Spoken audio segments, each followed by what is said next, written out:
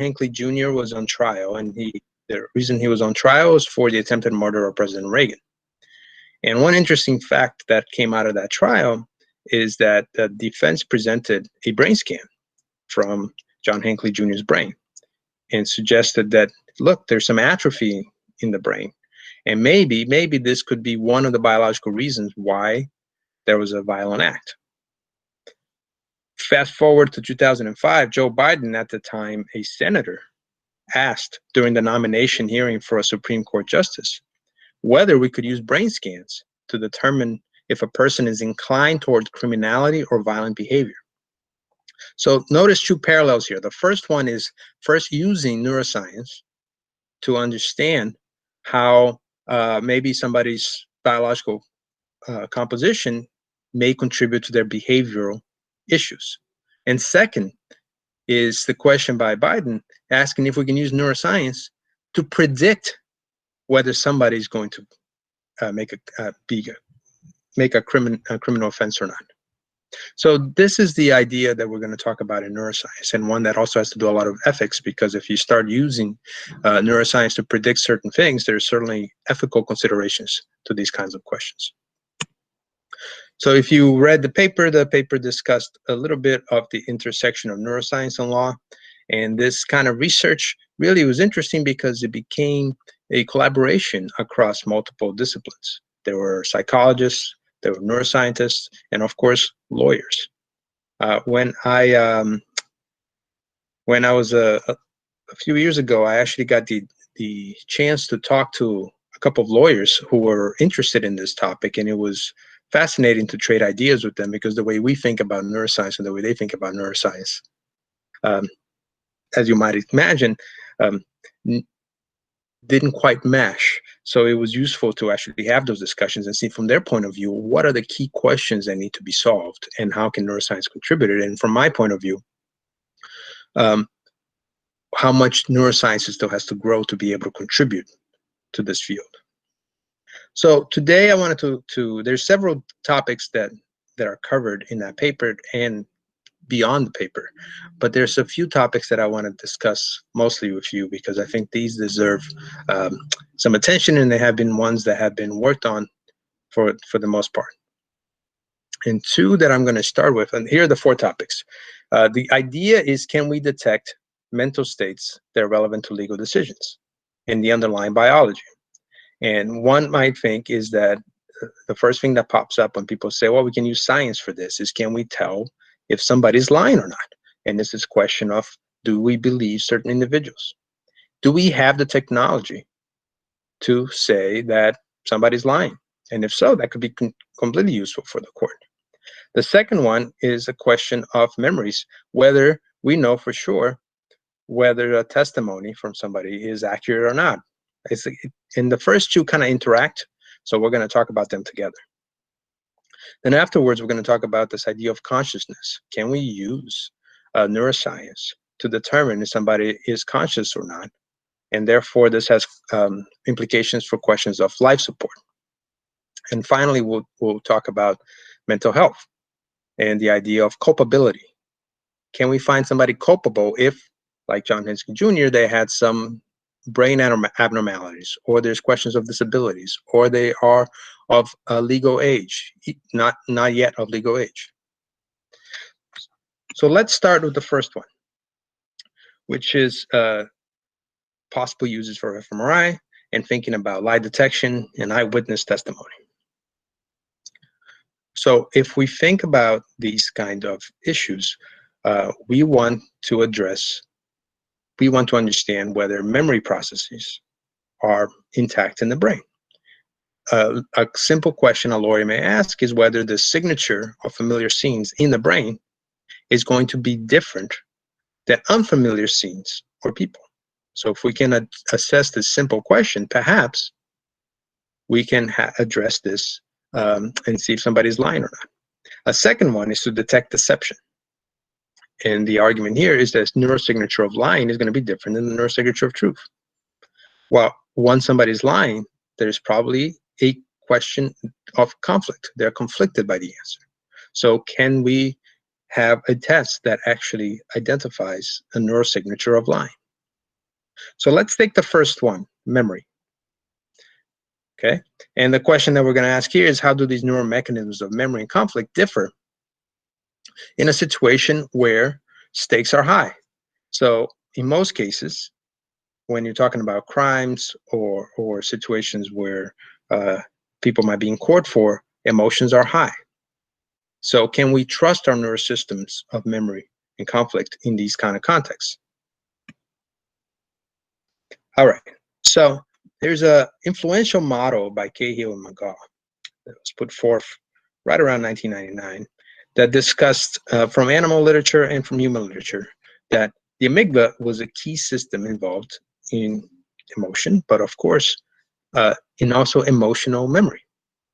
And the way that it was posited that it would work is that one, we would have an experience, such an emotional experience.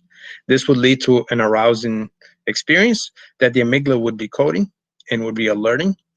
And combined with different hormonal systems, it would serve to emphasize storage.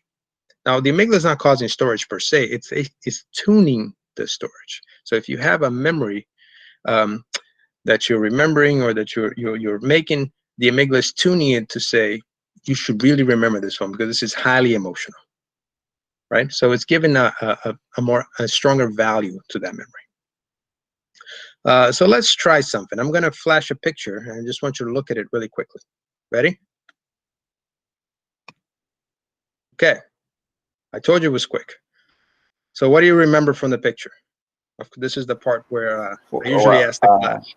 Well, he was holding a knife. I certainly saw that. You saw the knife. All right, good. Yeah. Anybody see? I think I saw a chubby man with a jacket. Okay. That's good. I didn't see the knife. Okay. Did he have a hat on? Yeah. What color was the hat? I think it was black or blue. All right. Did he have a mustache or no mustache? Yeah, he had a mustache, glasses. There was a cop in the back, the crowd in the back. He was looking off towards like the right, I think.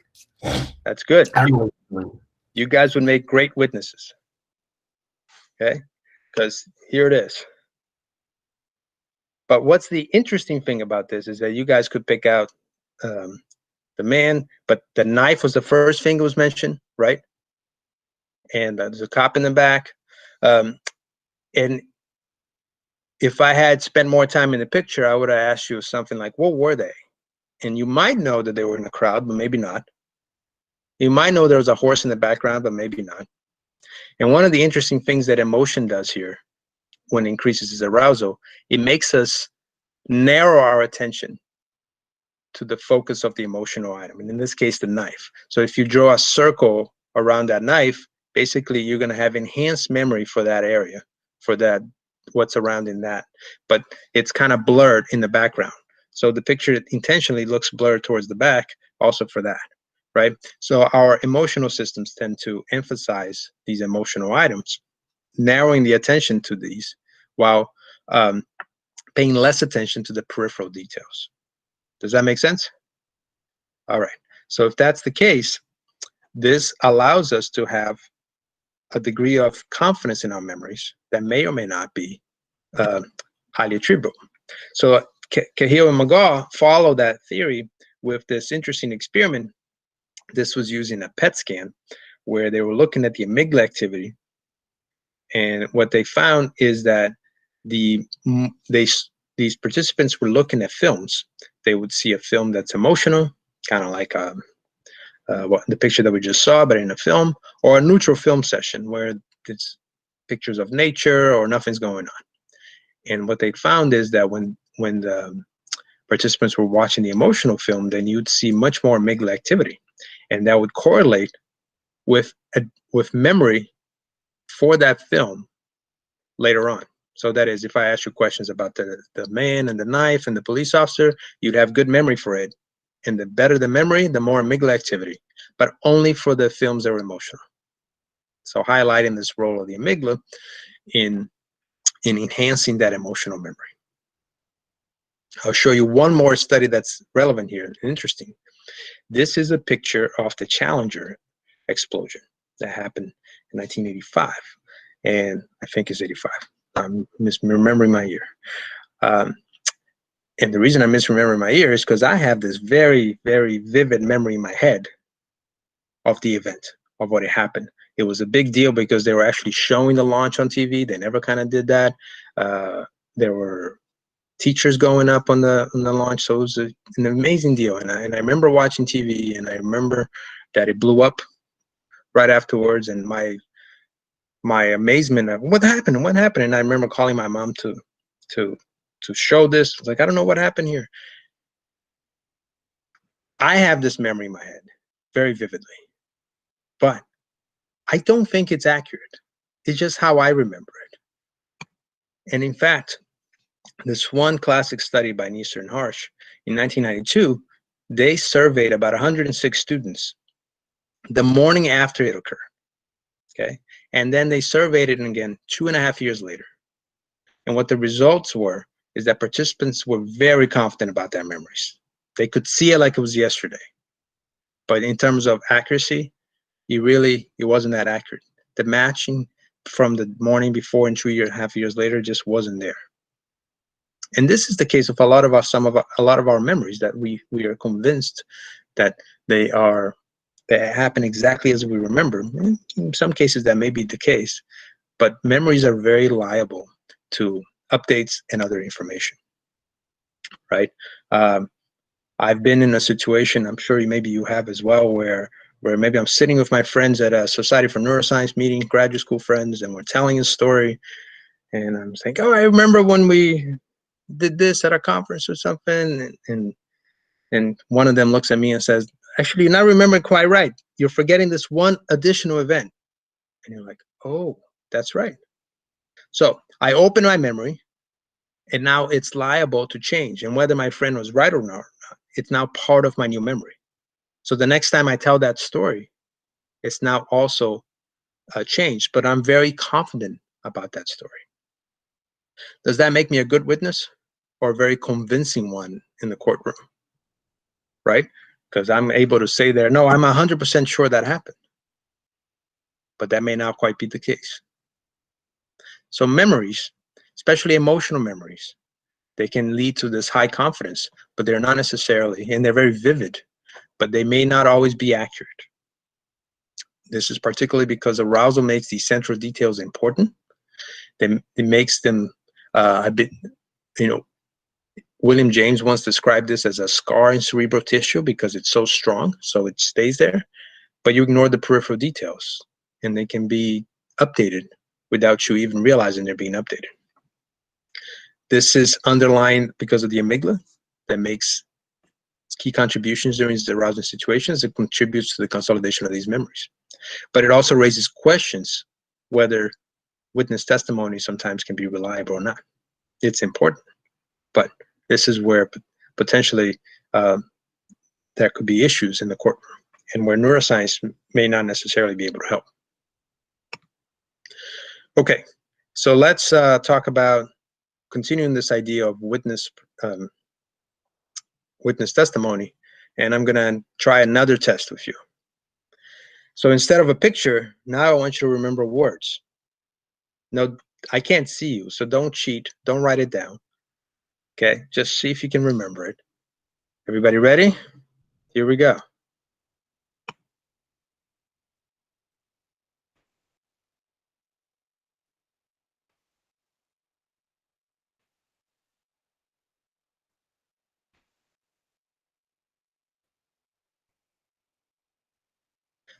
All right, there's a lot of words. That's okay. So I just wanted you guys to kind of see what it was like.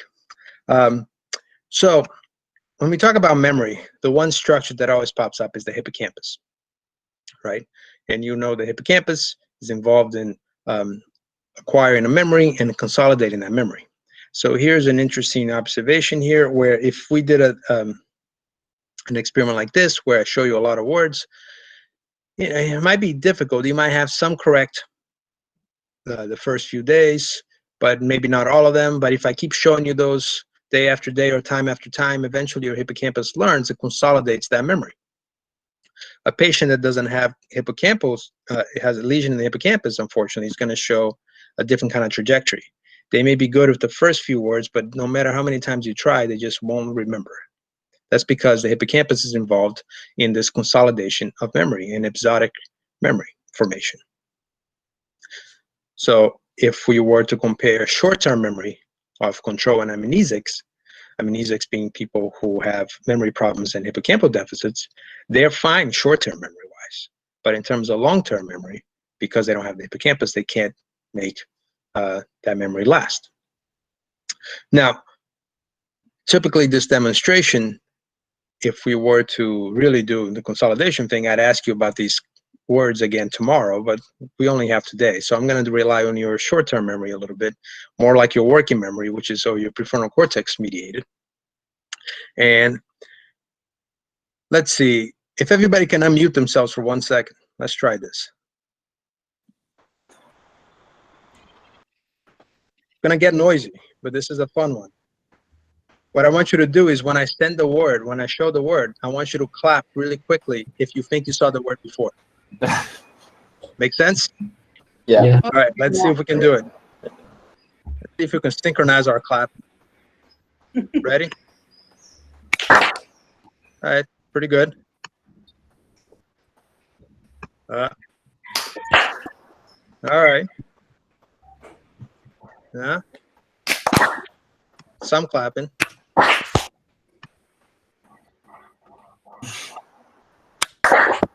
All right, that's pretty good. So here was the list. So you guys said candy, yes, right? Yeah. Yeah. Fish, no. No. Heart, yes. Yeah. Thread, No. No. tooth, Mm-hmm. Yeah. yeah. Pie, Yeah. Yeah.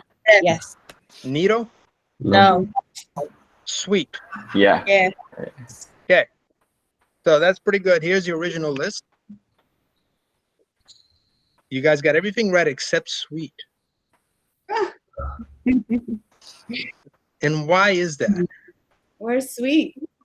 There's no sweet. Sweet wasn't there. But if I asked you for a confidence rating and you tell me how confident you are the sweet there, you probably would tell me I'm pretty confident. Maybe we ask for association because Yeah. sugar, candy, Exactly. taste. I made that a very delicious list. So sweet kind of got in there for association. But what this would be is a false memory.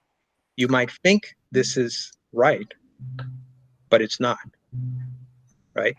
And this is an argument that some folks have discussed in extensive ways, that you can actually form false memories. And we are liable to these updates in our memories just by pure association. And then we think something is true when it's not, right? So this is the myth of repressed memories, work by Elizabeth Loftus, some controversial work, which is really interesting, but controversial. Controversial because she argues that some eyewitness testimony is unreliable. And she did this very controversial yet interesting experiment where she told kids a story. For example, remember when you were lost in the mall, right? And at first the kid would say, what are you talking about, lady? Get out of here. But then she would continue, no. Remember that one time you were in the mall with your mom? And there's, of course, many times the kid might have been in the mall with the mom, and she suggests some details that are part of the actual memory. And then she introduces this new information about getting lost. And after a couple of stories and a couple of repetitions, guess what? Now the kid has a false memory. The kid believes this actually happened. And this has implications because if you can create a memory like this, that's emotional, that's there, so it kind of discredits potentially some, or makes it difficult to know which memory is true, which memory is not. Now, this is not meant to say that people can't have repressed memories and that people can't have experiences and we should always discredit people. That's not the case. It's the idea that it's difficult sometimes to understand stories and details on stories because memory is not necessarily the most trustworthy thing, right? Time for me to tell you an embarrassing story about myself, because I think that usually helps.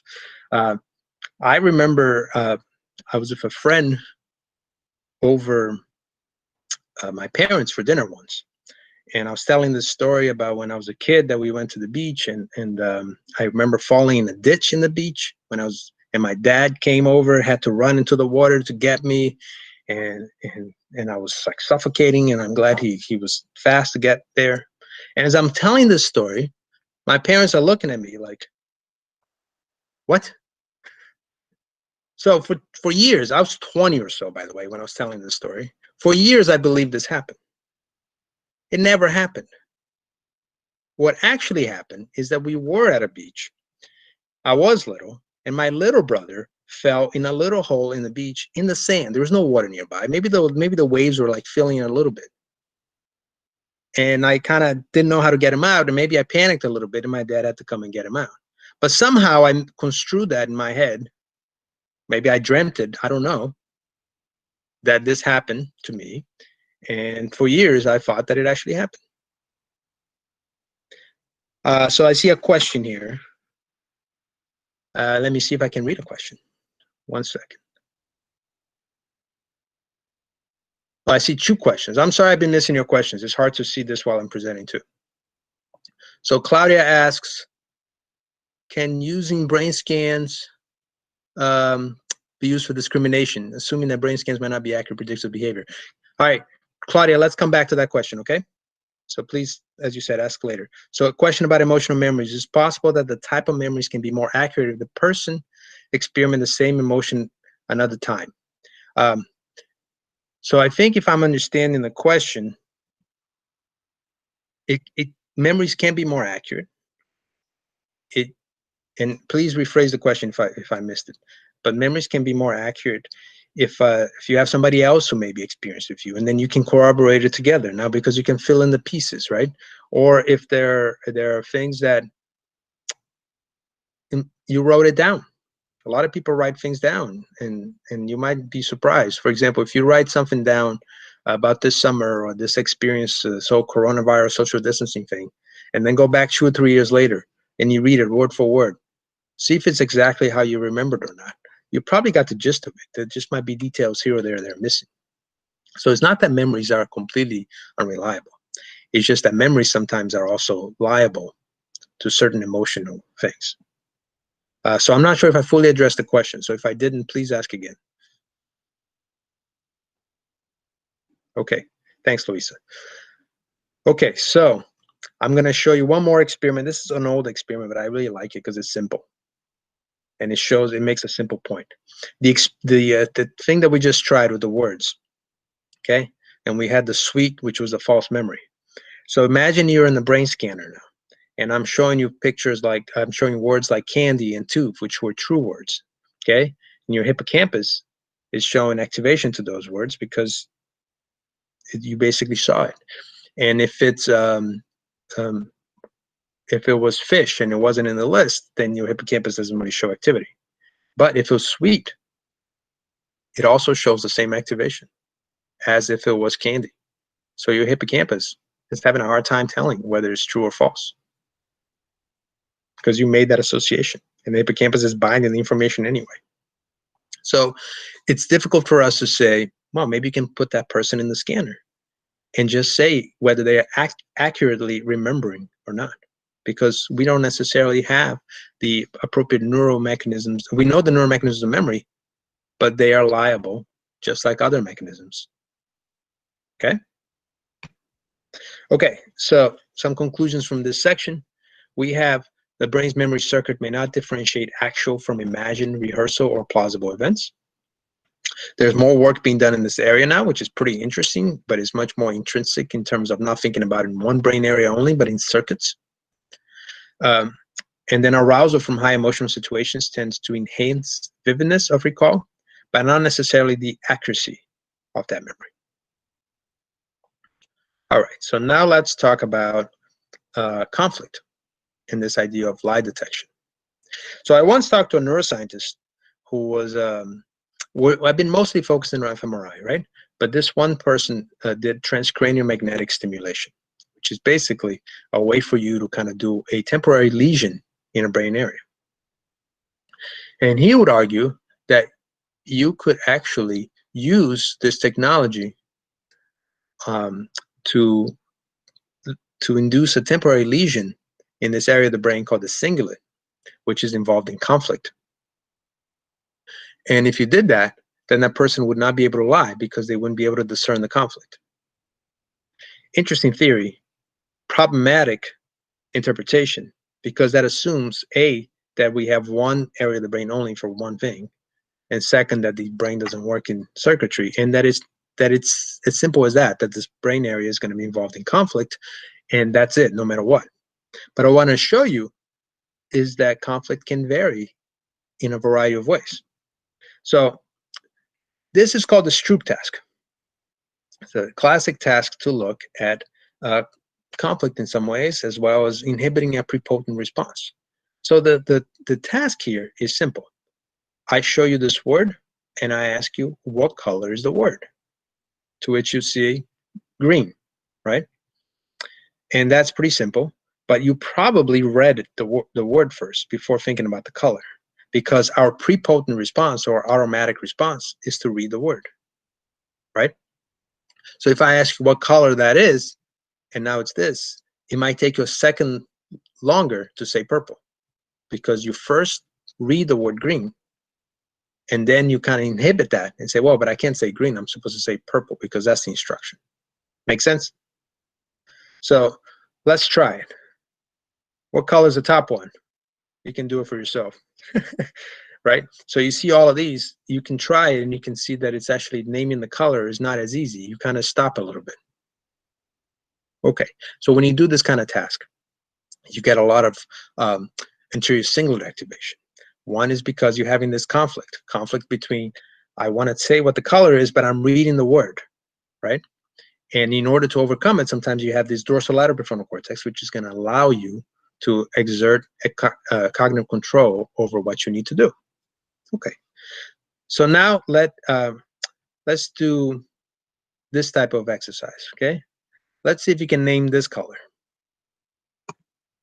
Top one. Okay. Is that easy? Okay. Now do it one more time.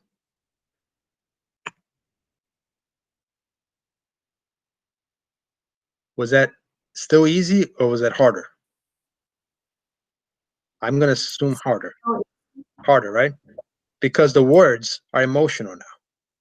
And because they're emotional, it causes a different kind of conflict. You have that initial emotional response, and then you have to still kind of focus on that. Okay, so why did I show you this experiment? Because it's interesting that when you do the classic Stroop task, you get this activity in the dorsal anterior cingulate, which you can see up here. But as soon as it's more emotional, it shifts to more ventral parts of the brain, ventral anterior cingulate, and it varies per individual.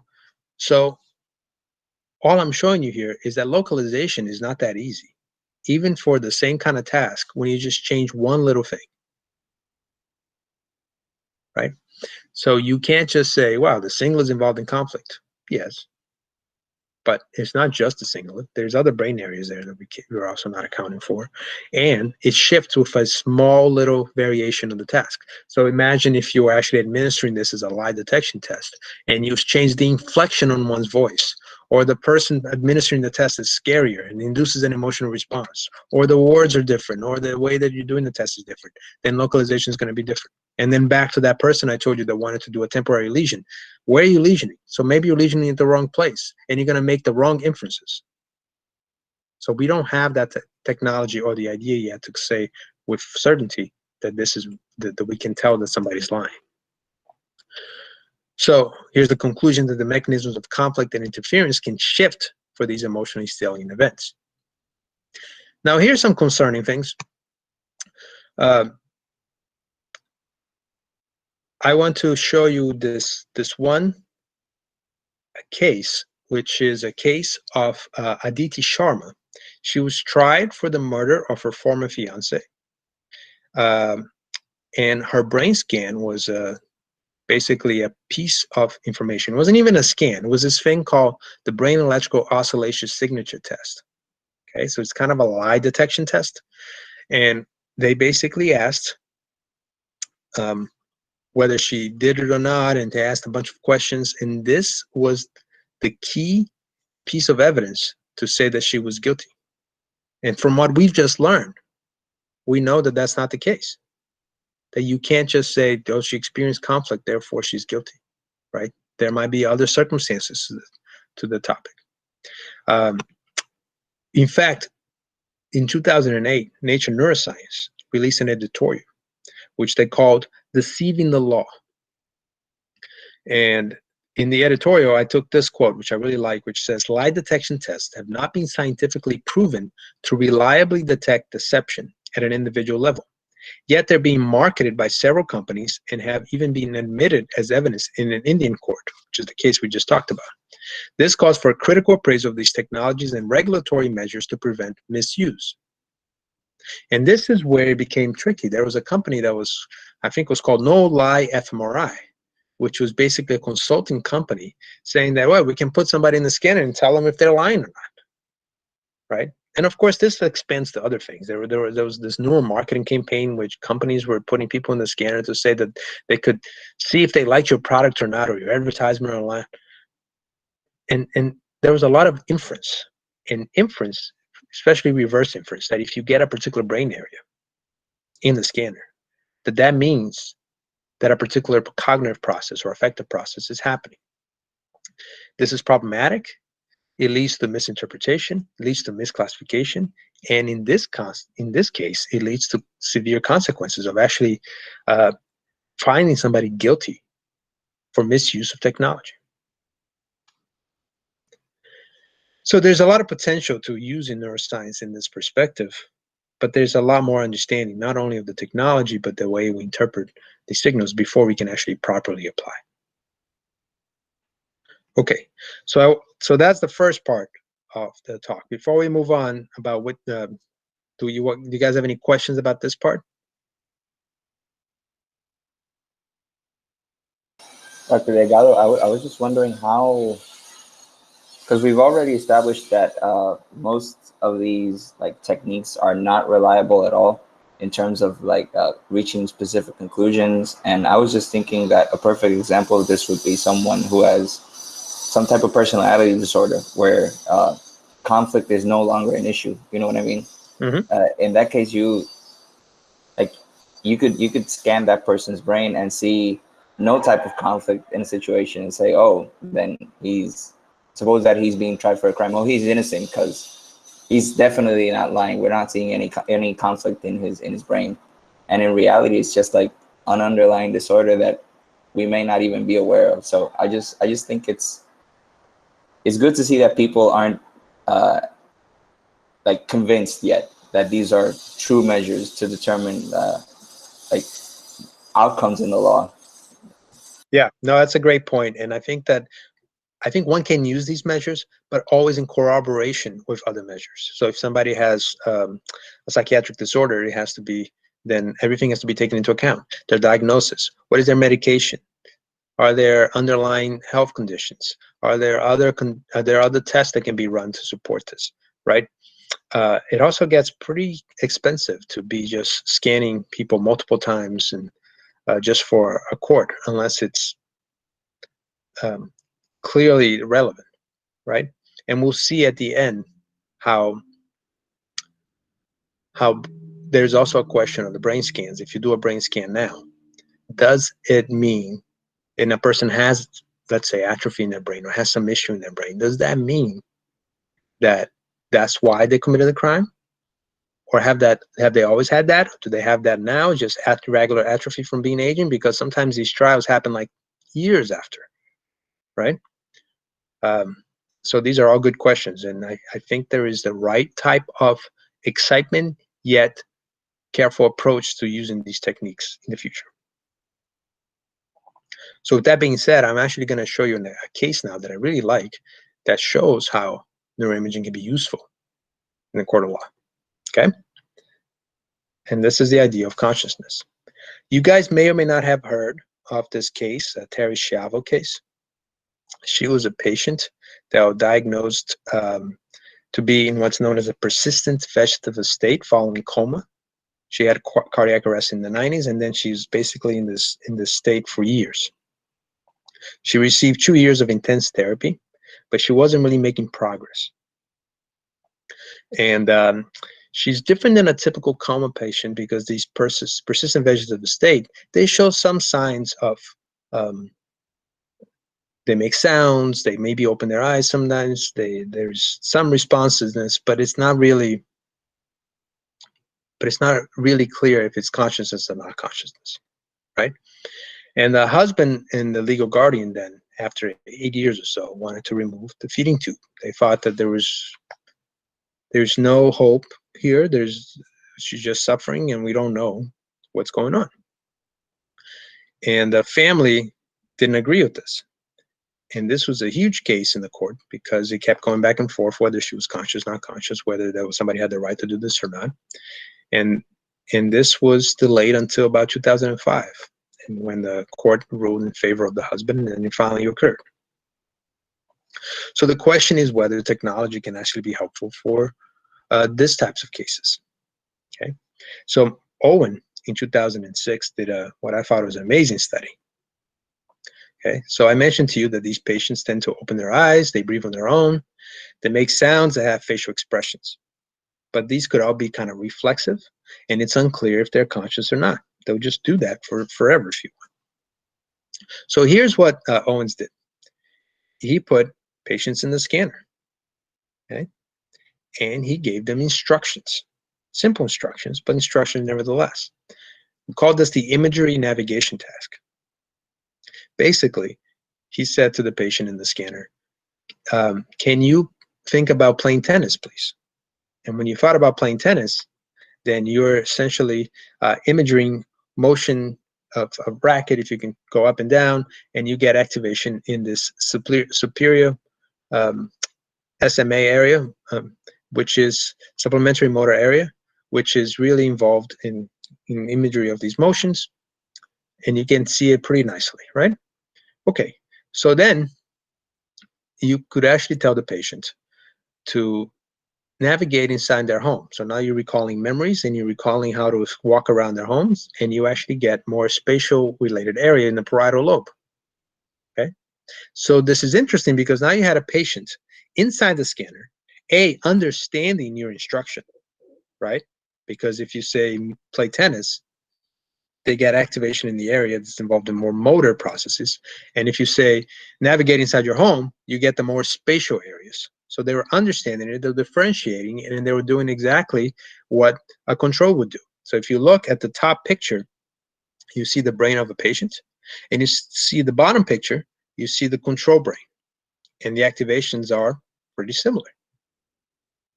So I ask you, is this evidence of consciousness? Do you think that this means that the person is understanding you?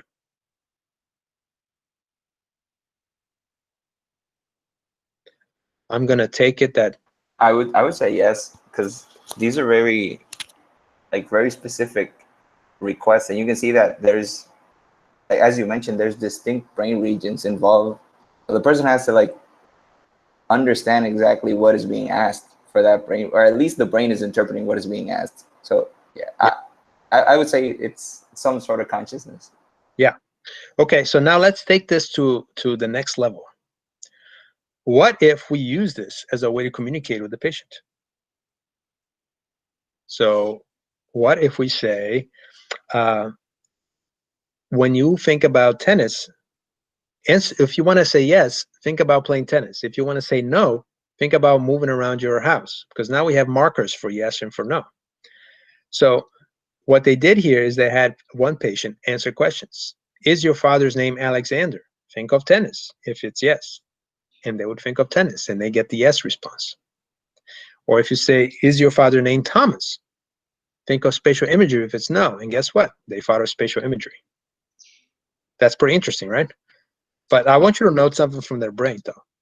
If you look at that brain picture, look at the extensive size of the ventricles, right? So there's a significant loss of brain function there in that one. They're conscious, but they're limited because there are some issues there. So but it's exciting to see that they're conscious. B, you can use the technique to even ask them questions. And then I put this really provocative question here, just for you guys to harp on. Can you use this method to ask patients if they would like to have their feeding tube removed?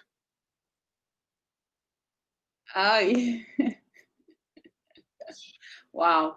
Yeah, you can, but the consequences are dramatic, obviously. Yeah, but I think it's better to do that than to have someone else remove it without taking into consideration. Now, Wow. this- No sé.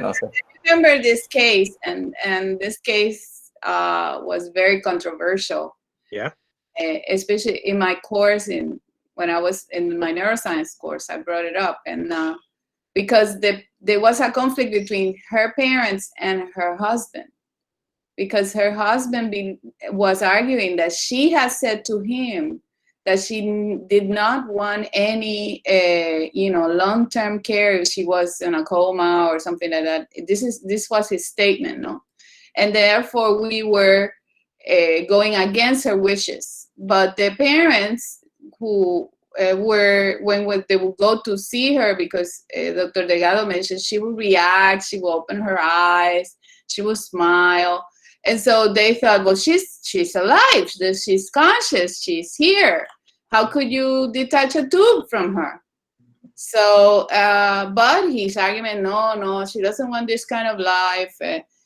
And the court agreed. And then it took how long? She took a couple of weeks to die, right, Mauricio? Yeah, it wasn't right away. Yeah, it was a while. Well, she had to be malnourished. Imagine, she died of malnourishment. That's another argument, right? That they had to wait till she died because they couldn't feed her, right? And that's more, to me, that's worse too, right? If they make that decision to pull the feeding tube, then why drag it out? Exactly. But then that's another story, right? Because the doctors would not accelerate the process. So she had died out of malnourishment, and they basically shut down. I think she took like 2 weeks or something. It was really bad. But imagine if she said if we follow what Mauricio said, that she would thought of saying yes to tennis, and then she said, yes, I want the feeding tube out. But guys, if you look at that brain and you see the holes on those ventricles, obviously we know the individual it will be very disabled, but at the same time, he or she is conscious. So the one caution is the type of question, right? So it's one thing to say your father's name is Alexander, mm-hmm. or do you want mac and cheese for lunch? Mm-hmm. It's another thing to say, hey, do you want me to remove this feeding tube? So you might have to work through that question. Exactly. And then the court could say that their brain would suggest that they don't have the mental capacity to make that type of decision. Exactly.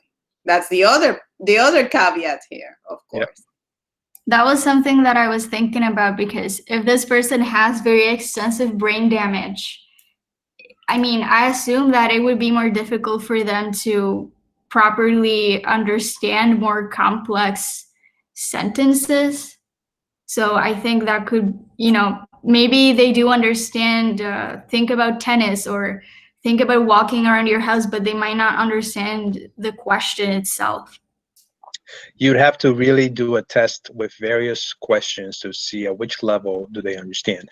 I assume because this one paper is one patient and a couple simple questions, it's an incredible demonstration, but it doesn't push the limit, right? I remember reading this paper when it came out as well, because, it wasn't science, wasn't it? Or it was science, yeah. Science paper. And I remember that, because I always, and I have said to my husband, if I ever go to coma, you unplug me. But then when I saw this paper, I brought it to him and said, I'm rethinking about Put in the scanner first. you better check that I'm alive or not, really. So I remember. But well, I think You were saying so. Well, I was going to say, but I do think it's a beautiful demonstration of how actually technology, in this case, can at least help address some questions. Yes. It creates other ones, Mm-hmm. but in this case, it's helpful. Okay. All right, so now we go to try to understand whether this knowledge of the brain can also help us with culpability, addressing whether somebody is culpable or not culpable for potentially a crime or bad behavior. And the question is simply, can knowledge about someone's neural basis be used as a defense for breaking the law? If we frame it from a prosecutor's point of view, that's what it is, right? Okay, so we start with adolescence. Adolescence is a time for growth and maturation, right? It's also a time when there's many new behaviors, changes in attention, motivation, changes in risk-taking, and it has been incredibly controversial because many cases that go to court are juveniles who just basically make bad decisions. And one huge argument for why they make these bad decisions is because the brain is not fully developed until early adulthood. Specifically, the prefrontal cortex, which in various broad terms, we can think about it as our system that puts a brake on things, right? That allows us to inhibit certain behaviors, allows us to think more rationally and executively about whether we should or should not make a certain act. That is not necessarily developed in adolescence. And there are these influential models by B.J. Casey and others that suggest that the areas of the brain involved in emotion, in reward, such as amygdala and striatum, they are fine. They are overly active, if anything, in teenagers, and the prefrontal cortex is not. So then there is this imbalance that creates certain decision issues. Of course, the other argument of this is that it's not just about the brain maturation. The environment plays a big role in it, but we can talk about that later. Here's an interesting study where this is not adolescence, but it's just to show you what the brain should be doing. So if you have a square that predicts money versus a square that predicts no money, you get really excited about that square, right? Because it's like a conditioning experiment. So you're like, yay, here comes a reward. Okay, so that leads to a lot of striatum activation. If you do this in teenagers, the striatum activation is even greater, okay? If you then use what's known as an emotion regulation technique, so you think about something that's calming you down, like if you see the blue square, now think about the ocean, the sky, or the yellow square, think about sunshine, something that calms that arousal down, okay? Then that leads to more prefrontal cortex, and it can regulate these more striatal activation. And in some cases, it can help with decision-making as well. But the problem is, if you can't use the prefrontal cortex as much, then you're left with just the striatum activation. And that can influence your behavior. So here's a really interesting study from Steinberg and Chine from Temple, which I like. What they do here is they have adolescents in a car. It's really a driving simulator. And they're playing this game, right? Where they have to reach a goal while they're driving. And they have to get there within a certain time limit, and then they get a reward. The thing is that every now and then they hit these cross streets, and there's a light, and the light's usually yellow. It's turning yellow. What do? Do you kind of rush through the yellow, or do you stop and wait? Okay. And the yellow, if you stop and wait, you lose 3 seconds. So there's a little bit of a penalty. But if you cross and it turns and you get hit, yeah, in Puerto Rico you speed up. I know many people do. But if it's red, you lose more. I'm sorry, if you get hit in the driving simulator, you lose more time. You lose like 10 seconds. Okay. Of course, in real life, the consequences are worse. So people then decide in some times they take risks, in other crosses they don't. And they take about 50% risk, okay? I wish I had the picture here. I thought I did. Maybe I'm blocking it because I'm not in presentation mode. Okay, well, I'll just tell you about it. So what happens is when you have a teenager driving this car by themselves, they take about 40 or so, 40 to 50% amount of risks. That means crossing the yellow line. Okay, the interesting part of the experiment is if you put a friend in the driving simulator with them, that number goes way up. Now they're taking about 60, 70%. Okay, think about yourself when you're driving. Maybe you got a friend, maybe when you're a teenager and you're early on, you just started driving, you kind of get a little more adventurous.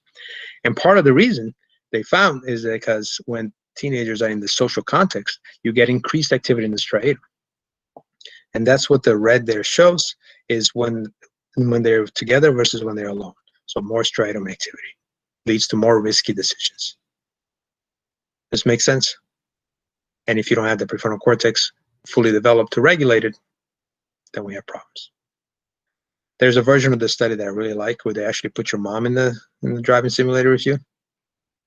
Then it goes down. So context can really shape the behaviors that we do. All right, so now I want to talk a little bit about from this. Oh, I should conclude this one by saying that I think you saw in your paper that this argument has been one that's been very influential in the Supreme Court, even allowing some to argue that because the developmental brain is not developed until early adulthood, that we can't sentence juveniles to death or life without parole, which is a huge thing because 14, 15, 16-year-olds were sent to jail and sometimes even death sentence for those kind of reasons. And I think the knowledge of neuroscience here has helped shape the court to understand that we can't be this punitive. There should be an opportunity for these people still to learn and develop as the prefrontal cortex comes in. So that's the key point I wanted to make about this. Another example where neuroscience has been very helpful in the courtroom. Okay, so I'm switching topics slightly to get to our last one about psychopaths, because I can't talk about psychopathy without talking about morality a little bit. So I'm going to step out of my comfort zone because I'm no philosopher, but it's an interesting type of study, right? Which is this idea where our senses of right and wrong come from. Do we think about the consequences of our actions to decide if it's right or wrong? Or do we make the decision about the rightfulness based on the action itself?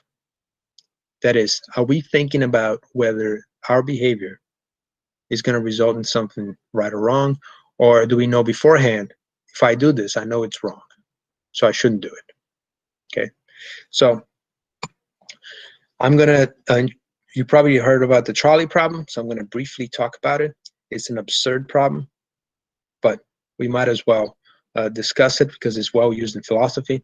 The trolley problem is the idea that there's a trolley uncontrollably coming down the track, and it's going to hit 5 guys who are, for some reason, lying down on the track. Okay, they're just there. You can't yell at them. You can't tell them to get up. They're just lying on the tracks. But you can switch the tracks, and if you pull the switch, you save the 5. However, you kill the 1, right? And there's a philosopher called Stuart Mill that would argue that we should act as to produce the greatest sum of happiness. And this gets back to what is the right thing to do here? You're saving 5, but killing 1. Whereas if you ask most people, they would say, okay, I'll pull the lever just because I'll save the most people, right? We should make the trolley problem like a coronavirus mask problem now. It's the same kind of moral dilemma. And but let me give you a different problem now. Imagine the same idea, 5 guys lying on the track. Here comes a train, but this time, in order to stop the train, you got to push this guy off the bridge. Okay? And in this case, most people say, I'm not pushing this guy off the bridge. But why? In both cases, you save 5 and you kill 1. The outcome is the same. Well, here the philosopher Kant would argue that our actions should exhibit a kind of universalizability that is grounded in respect for other people as rational agents. Because it just doesn't feel right to push somebody as opposed to pull that lever. One seems more personal, one is more impersonal, but the outcome is exactly the same. So what can neuroscience tell us about this case? So here it is. Again, I animate this, so I can't animate right now, but so go with me here. If we look at the first case, the top case, where you pull the lever, you're faced with this decision. You have that conflict area, the singlet is kind of coming in because you have a conflict. Should I pull the lever? Should I not pull the lever? And then you will use the dorsolateral prefrontal cortex to make a conscious, controlled response, which would be the prepotent response is to not kill anybody, but I have to do this because I'm saving 5. And then your judgment is, yes, I'll pull the lever. In contrast, when you're pushing the person off the bridge, you have more of an unconscious appraisal, emotional response that the amygdala is saying, whoa, I don't want to push this guy. And that feeds into the conflict. And your judgment is usually, no, I can't overcome this. So one is thought about being more rational, more calculated, and the other one is more emotional. And that's why you get these behavioral differences. Okay. Yeah, this is the same thing. So personal versus impersonal. So what happens in terms of when you think about people who maybe don't share the same moral conflict? Okay. So this would be psychopaths. So here we're going to focus on 2 areas. First, I'm going to talk to you about the orbitofrontal cortex. And then we're going to come back to the singlet in this conflict area. Now, psychopaths show some interesting patterns of behavior. They don't usually show empathy towards victims. They are very rationally sounding. They'll say things that make sense. They'll express remorse verbally, but they won't actually feel the remorse, or sometimes won't even understand the remorse. I think one of the stories I heard about a psychopath from a researcher who goes into jails and actually scans them in the jail is he was being accused of murder. He's like, well, you shot the guy. You killed him. Like, I didn't kill him. That's what the psychopath said. I shot him. The doctor killed him. They can take those bullets out. So he was very dissociated from the reality of it, right? He said, I just winged him. So there's a lack of emotional response that maybe stops the behavior to begin with. Imagine that if you are pushing that person off the bridge, you have that initial emotional response that says, maybe I shouldn't do this. A psychopath doesn't have that. Okay? And that's partially because the orbitofrontal cortex, which is an area that talks a lot of the amygdala, is not functioning as well.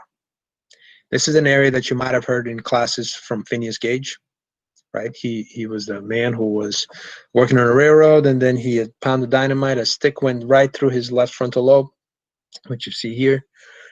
And after that, he was thought to be no longer Gage, or no longer the same person. He showed lack of inhibition in certain behaviors, inappropriate behaviors. There were some issues with how he behaved emotionally. In the case of the psychopath, you basically don't have the same inhibitory behaviors and you don't feel the same emotional responses. Here's an example of a patient that has orbitofrontal lesion. And this is this experiment. They are hooked up to a skin conductance machine that shows how much arousal you're feeling, or sympathetic measures of arousal. Okay, so how much you sweat, basically. And for the red line is your control patient. So this is somebody who has normal brain. And they are showing a normal response to pictures, emotional like pictures, like this person here who happens to have a cut in their face, compared to the neutral pictures. In contrast, the orbitofrontal patient shows a flat skin conductance response. They may say, oh, that's a disturbing picture. Yeah, I don't like that at all. But they don't show that emotional arousal. They don't show that emotional response. And if you don't have that emotional response, maybe it doesn't prevent you from doing the problematic behaviors that you might do. So here's an interesting experiment too. This is from Jim Fallon from UC Irvine. He had this theory that people with low activity in the orbitofrontal cortex are either freewheeling types or sociopaths. So his argument was that the orbitofrontal cortex was key to the psychopathy. That you could, he then said, I can survey tons of scans and I could predict who's going to be a psychopath. Okay, and I can put all the orbitofrontal cortex with low activity here and the other ones here, and this pile over here of low activity folks, I bet you they have some kind of psychopathy markers of I bet you that this is a psychopathy marker and they're going to score high in the psychopathy scale or show some kind of bad behaviors. Okay, so now we're talking about predicting somebody's potential behavior based on a biological marker, right? Well, that's interesting. Okay, so that's the case, except if you look at the pictures that I have there, here's a control that shows our prefrontal cortex, and here's Jim, his own brain. Guess what? He has a marker. So he found that he himself had the marker for psychopathy. And then he's like, wait a minute, I never did anything. So there's a picture of him and his mom, because he called his mom to see how bad he was as a kid, if he showed any bad traits or anything like that. And it did turn out that in his family, there was some history of psychopathy. He never showed anything. He wouldn't hurt a fly, so he said.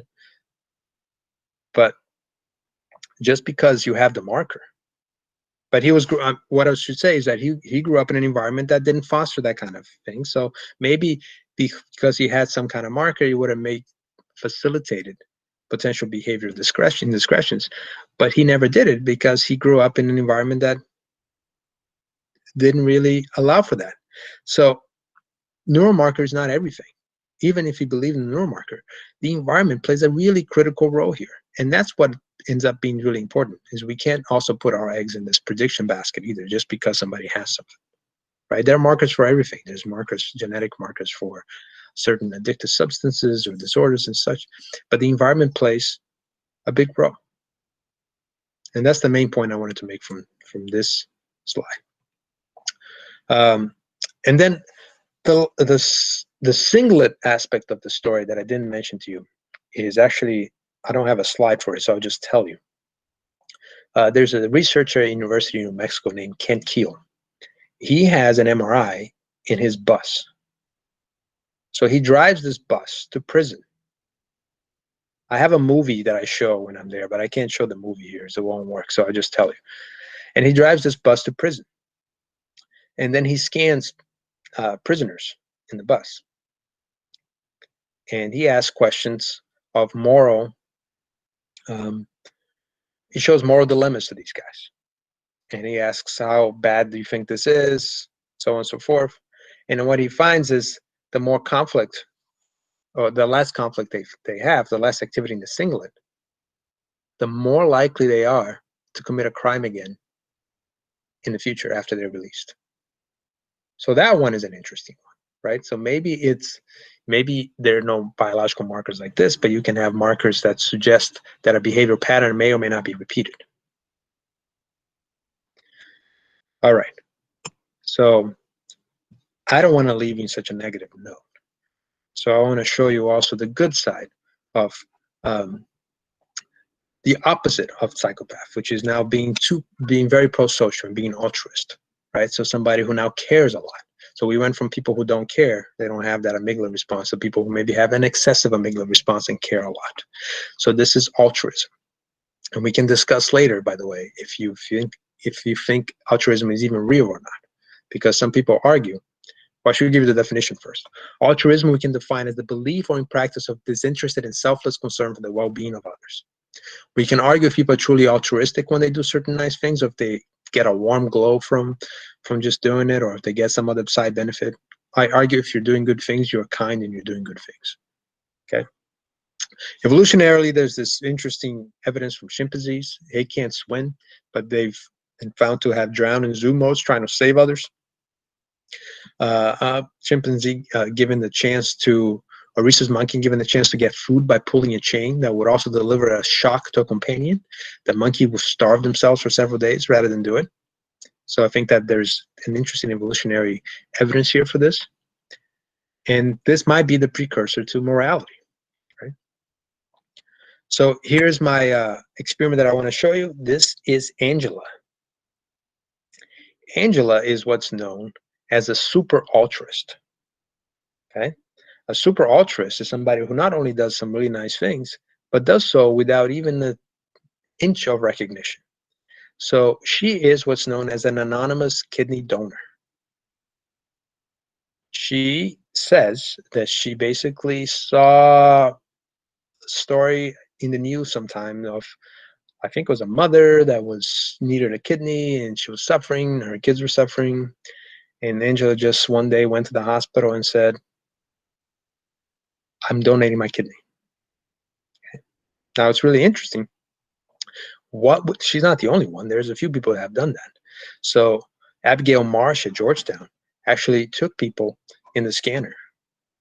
And what she did is she put them there and just measure their amygdala activity. And what she found is that people who were these altruistic donors, super altruists, they had higher volume of amygdala than control participants. Okay. And the quote that I like here from the paper is, nonverbal distress cues such as facial expressions of fear are strong elicitors of compassion and altruism, supporting the interpretation that individuals who are highly sensitive to these cues may be unusually motivated to respond altruistically to others' distress. And that's what kind of motivated her, right? She saw the news article about this family who was suffering, and she decided to do something about it. We can argue back and forth whether it's extreme, whether it's a lot, but you know, she based on her life and what she wanted to do, that was what she wanted to do. And while we talked about the psychopaths who have very low emotional reactivity, here we go to the other extreme, finding that there are certain people with high emotional reactivity that can also do some good. All right, so hope you're all still with me. We talked about belief of witnesses, memories, the accuracy of testimony, the idea of consciousness, and the questions of culpability.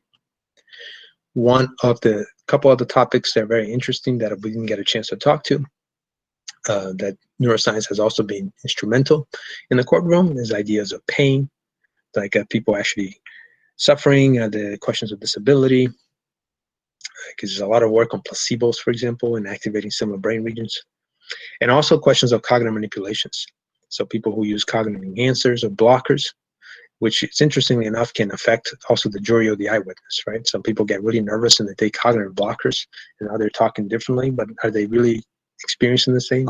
Are they relaying the same information? Is it the same kind of case? So all of these are interesting things that neuroscience has been discussing and trying to study in a way to contribute to society. All right, and that's it for the presentation. So what I hope to do now is just have a discussion with you guys about the topic. So I'm going to stop sharing so I can see you, okay? Great. Thank you. So let's unmute ourselves like Dr. Delgado suggested, and let's hear from you guys about the topics we brought up today. Very interesting. Thank you. I missed some questions in the chat box, sorry. Right, there was one that you said to leave for the end. That was Claudia. I can read it. See. So my question was that if using brain scans could be used for discrimination, because I assume, I'm not really sure, but I assume that brain scans might not be accurate predictors of behavior. You're correct. Brain scans are not accurate predictors of behavior. They are good indicators of certain behaviors. In terms of discrimination, it can be used. So any of the techniques can be used incorrect, right? If not used properly. So it has to be done with the appropriate consultants and the appropriate experts minding. There is research that shows that there's a lot of research on discrimination and how neuroscience can actually inform discriminatory practices. A lot of this work done by Liz Phelps, for example, shows that, for example, the amygdala can correlate with indices of implicit attitudes. But in terms of actually using it, I think your question is more about, can it be used in conjunction with discriminatory policies? Yeah. Right? And unfortunately, I think I think that's the case for anything. So yes, I would think so. I would hope not. That's why I hope that we would have the right experts to do it. I can tell you that it's been nice to see experts from at least in the neuroscience developmental field come together, and a lot of them discuss, for example, how prefrontal cortex is not developed in adolescence, and in that case, how it has influenced sport. So I would hope that the thing would happen if there are cases involve either discriminatory issues or other.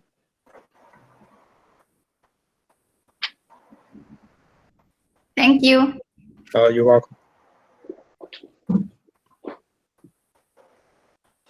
I meant to ask you, what is, so the students maybe, what's the difference between a sociopath and a psychopath? Yeah, that's a good question. I think that the psychopath has this characteristic lack of emotional response. Mm-hmm. They sometimes might even show some appropriate rational behavior. I mean, they're violent, of course. And then the sociopath is a little bit more disorganized. They actually feel the emotions. Sometimes the emotion goes up and down, and they just behave more erratically.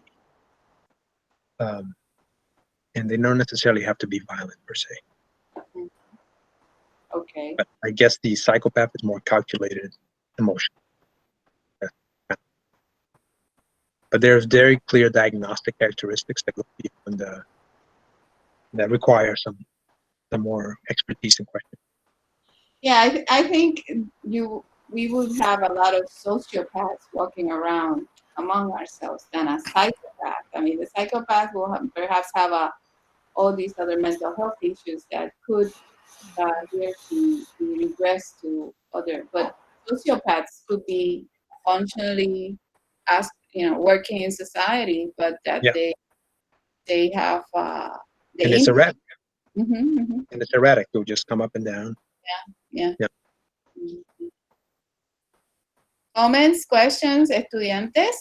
Dr. Delgado, so last year at the Society for Neuroscience meeting, I had a chance to sit down and listen to, I forget her name, but she was giving a talk on basically a new technology that I think it's either being used experimentally or it started to be used in China to measure employees' brainwaves while they're working. So like the general idea is to know if an employee is tired or distracted, and it's normally used for people who operate heavy machinery. So it's supposed to like increase like work safety and productivity. But I was thinking sort of, and I've talked a lot about this with my mentor here in Puerto Rico, but I want to hear your thoughts on it. Do you think that people have like an inherent right to kind of like own their brainwaves in the sense that so if you're constantly recording everything that's going on in my mind, isn't that like an invasion of privacy? I think that's I think that's an excellent point. And you could accomplish that in different ways, right? So years ago, there was a study that was done with truckers. I think it was Johns Hopkins. I'm blanking on the full details of the study, but what I liked about the study was interesting. It was essentially like a skill-based kind of study to show that however many hours of deprivation that the truckers had, they thought that they can still behave properly, but then their reaction time in these tasks were very poor. Mm-hmm. And they were surprised at it, right? It was like, oh wow, I thought I was fine because I get enough practice and I'm okay doing it. But then by showing them that look, your reaction time is slower here, you could you could have an issue. Maybe it helps the trucker that way to think about, maybe I have to limit my hours, helps the industry limit the hours, but it doesn't necessarily need to be at an individual level. It can be like an overall study where you can show that after certain hours operating this heavy machinery, a collection of brainwaves from a variety of subjects without identifying anybody else shows that this is the optimal time, more or less, that we should give them a break, right? Okay. So you can do that without collecting people's personal ways and understanding their individual differences. And then that way you protect everybody's rights, as you mentioned. Okay. That's you. much. But that's an interesting study that you mentioned.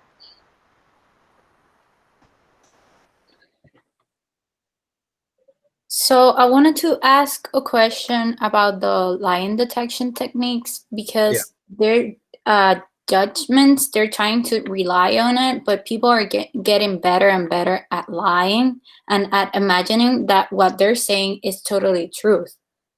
So, yeah. Yeah, they are.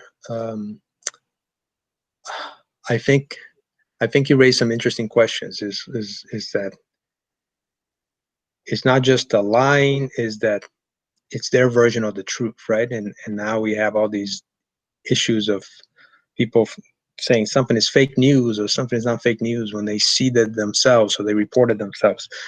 And it's getting trickier and trickier. And I only showed you some old studies. I really should enhance that section to show you some newer studies and techniques that are starting to be used to kind of detect that, because these questions are much more important now when there are other means to spread news and other means to, and people can interpret it any way you want, right? Sometimes we read one tweet, 140 characters, and you then carry on and you amplify that by retweeting it or something without even thinking about it. Wait, was that kind of true or not true? Or were they evaluating it was what was and was not? But by the time, because it was emotional, maybe it just kind of stays ingrained in your brain, and now you have a bias towards that fact, whether it's true or not, right? Or that information, I should say. We're using the word fact kind of loosely. So it's a very interesting topic. There's a lot of good people working on this right now. Something that I think it's a useful direction for people.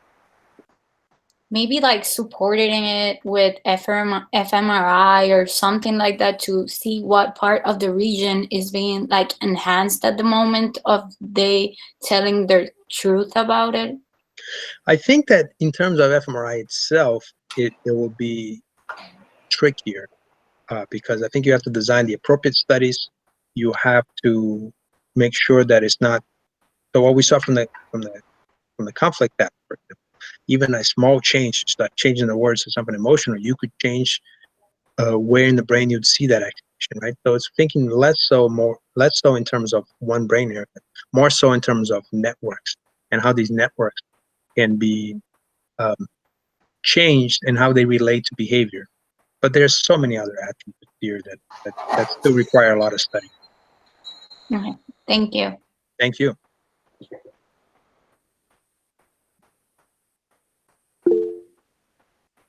Another question in the chat, Mauricio. Oh, all right, Omaris, let me see here.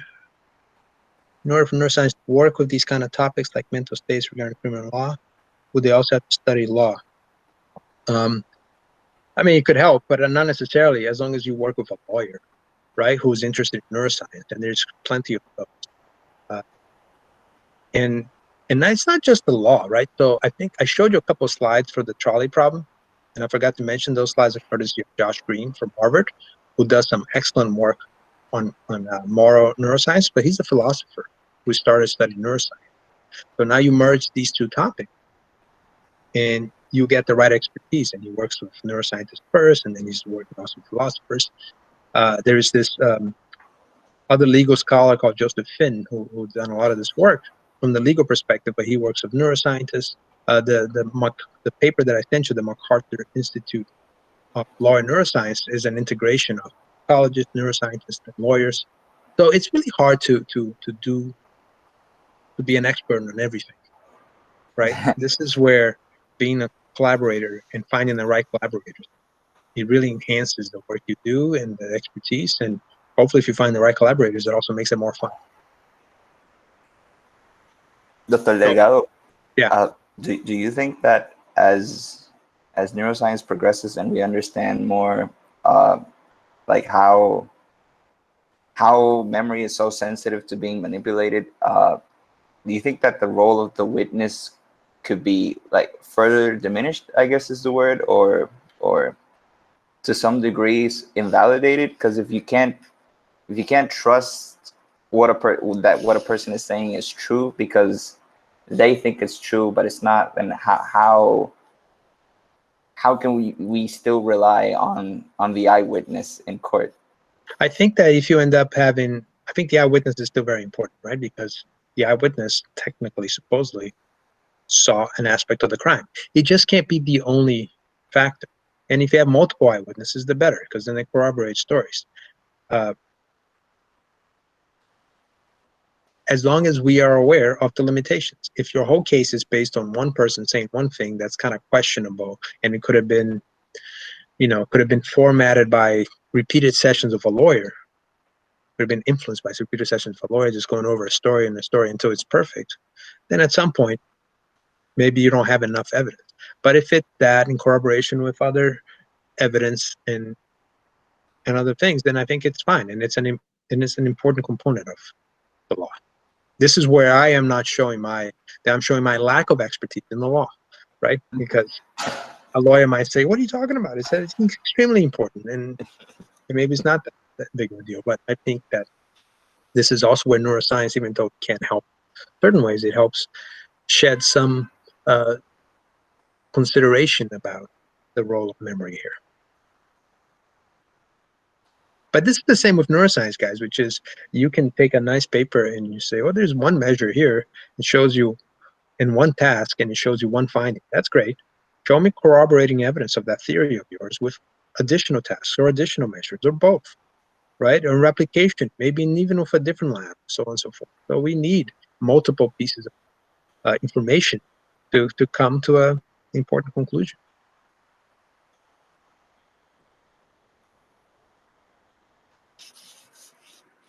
Okay. And what about, do you see the discipline participating in these issues of corroborating information? Like, when DNA was used as a fingerprint or something, that a blueprint for knowing if the person was there or not, for different aspects of the law. Mm-hmm. Do you think that images of the brain will become something of a similar tool, not just going to what you just said about corroborating evidence? I'm not saying that it will be the only thing, but do you see courts moving toward the use of more of images than before? Or? I think in some cases it makes a difference, right? So if you want to show that, I think in the paper that I sent to you guys, there was a case where there was a violent act, and they put the person in the scanner and they found out that they had a cyst in the brain that was pushing certain brain areas, and therefore that was admitted as evidence to suggest what's potentially a reason why they committed the crime. And I think that can certainly be used as evidence. There was another case I didn't bring up. I usually kind of bring up part of that movie, which was a convicted killer who was on trial again, an appeal trial. So it was like 20 years afterwards or something, maybe 15, I don't know. And they used brain scan at that time, at the appeal time, but not in the original time. And the brain scan at the appeal time showed that, hey, there's some atrophy here, there's some issues. But one of the arguments, the counter argument that was made by the prosecution, that was the defense that made that argument. The prosecution said, well, you have these issues now. We don't know if you had these issues 15 years later. And also, there are people who have certain type of abnormalities in their brain. They have cysts that are not problematic. They have other things, and they don't necessarily lead to behavioral issues. So it's also not necessarily a given that just because one has something in their brain that it's going to cause them to act irrationally. So, when you see cases like Jeffrey Dahmer, that, serial killer, for me, this person is a psychopath in the sense that there's a mental illness here of inflicting pain and all this. So should he go to jail or a mental institution? I mean, that is another of the good dilemma, no? I mean, he's mentally ill that he's doing this. Therefore, he can't go to jail or get the death sentence, for example. We can get in a huge discussion, which I'm not qualified to speak of, on our on the consequences of our criminal justice system, right?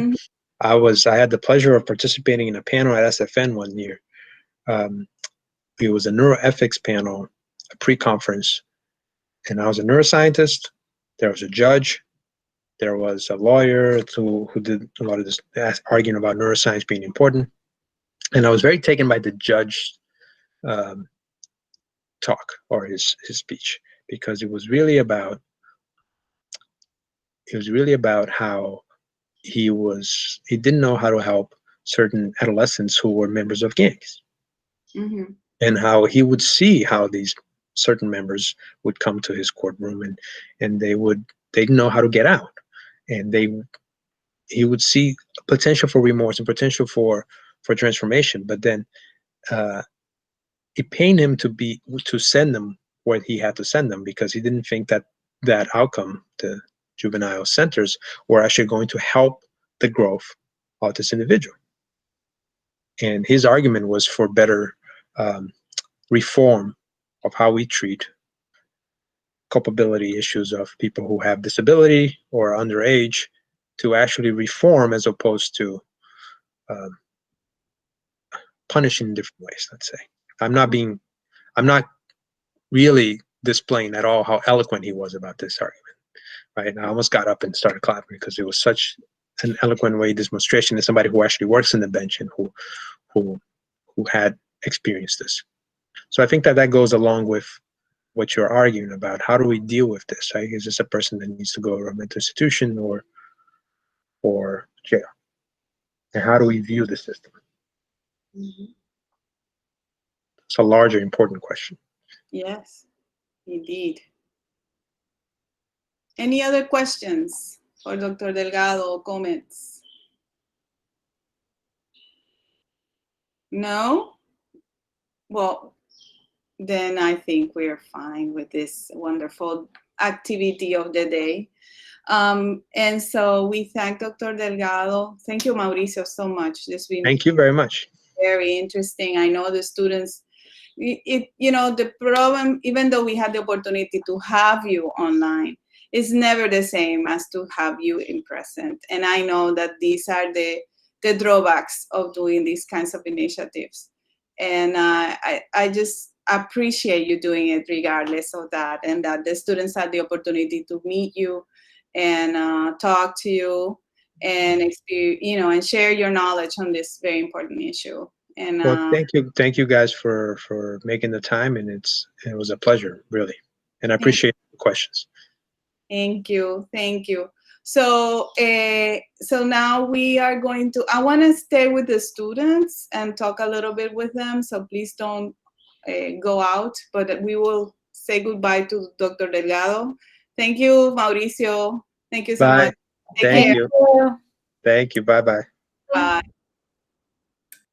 Bueno, jóvenes, ¿qué les pareció la interacción con el doctor Delgado y sus comentarios? Quiero escuchar A mí en lo personal me gustó mucho porque no, como que cuando uno lo piensa es hasta cierto punto lógico que en un sistema como el sistema legal, donde se requiere tanto de memoria y discernir si la persona está mintiendo, está diciendo la verdad.